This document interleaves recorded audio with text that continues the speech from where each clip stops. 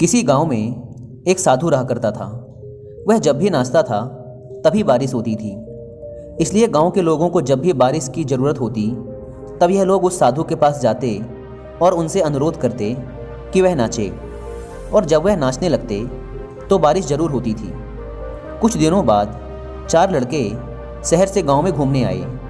जब उन्हें यह बात पता चली कि किसी साधु के नाचने से बारिश होती है तो उन्हें यकीन नहीं हुआ।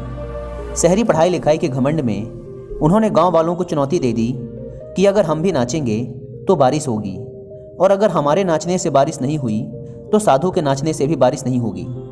अगले दिन सुबह सुबह गांव वाले उन चारों लड़कों को लेकर साधु के कुटिया के पास पहुंचे। गांव वालों ने साधु को सारी बात बताई। फिर उन लड़कों ने नाचना शुरू किया। पहले लड़के ने नाचना शुरू किया। आधा घंटा बीत गया। फिर पहला लड़का थक कर बैठ गया, पर बादल नहीं दिखे। कुछ देर बाद दूसरे लड़के ने नाचना शुरू किया, और 1 घंटे बीतते बीतते वह भी थक कर बैठ गया।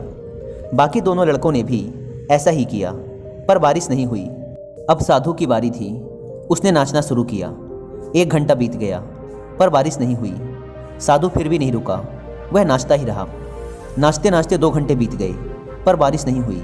4 घंटे बीत गए, पर बारिश नहीं हुई। लेकिन साधु तो रुकने का नाम ही नहीं ले रहा था। धीरे धीरे शाम ढलने लगी कि तभी बादलों की गड़गड़ाहट सुनाई दी, और थोड़ी देर बाद जोरों की बारिश होने लगी।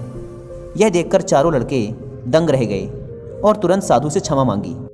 फिर चारों लड़कों ने साधु से पूछा, बाबा, भला ऐसा क्यों कि हमारे नाचने से बारिश नहीं हुई और आपके नाचने से बारिश हो गई?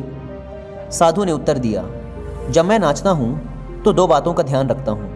पहली बात तो मैं यह सोचता हूँ कि अगर मैं नाचूंगा तो बारिश को होना ही पड़ेगा, और दूसरी यह कि मैं तब तक नाचूंगा जब तक कि बारिश ना हो जाए। सफलता पाने वाले में भी यही गुण विद्यमान होता है। वे जिस काम को भी करते हैं उसमें उन्हें सफल होने का पूरा भरोसा होता है, और वह तब तक उस काम को करते हैं जब तक कि उसमें सफल ना हो जाएं। इसलिए अगर हमें सफलता हासिल करनी है तो इस साधु की तरह ही अपने लक्ष्य को प्राप्त करना होगा।